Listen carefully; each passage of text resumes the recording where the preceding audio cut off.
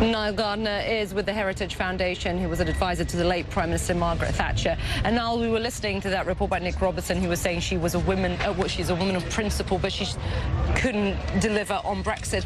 What can Boris Johnson, in your view, can he deliver it? I think Boris Johnson is a breath of fresh air as Prime Minister in contrast to Theresa May. I think he's a visionary, big-picture politician. He's very optimistic. He has a positive vision for Brexit and for Britain.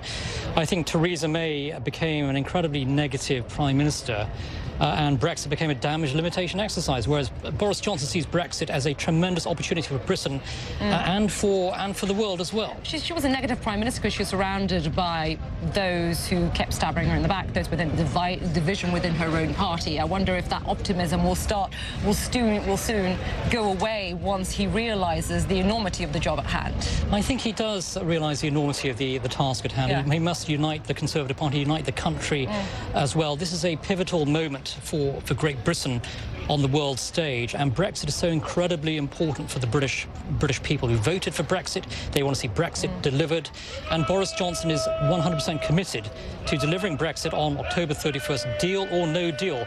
Theresa May simply wasn't committed. She had voted against Brexit.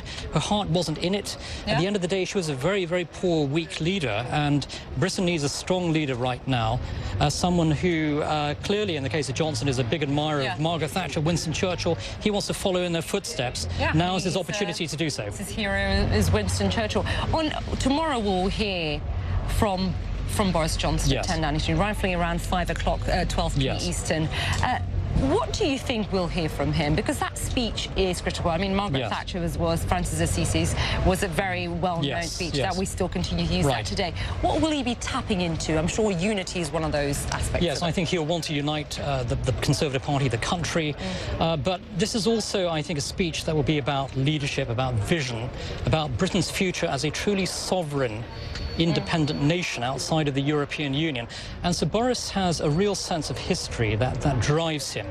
And he knows that he will be judged by history depending upon whether or not he actually delivers Brexit. Brexit is the defining issue of our time for the British people right now. And I think that Boris has this very clear sense of history, and he will want to follow, I think, in Churchill's footsteps very much in terms of his messaging and his appeal for the British people to regain that sense of greatness as a truly great nation, moving forward as a truly sovereign nation as well with Brexit. Look forward to it. I hope you're around tomorrow. I'd love to get your thoughts on what he has to say. Now, thank you very much. My pleasure. Thank you. Now.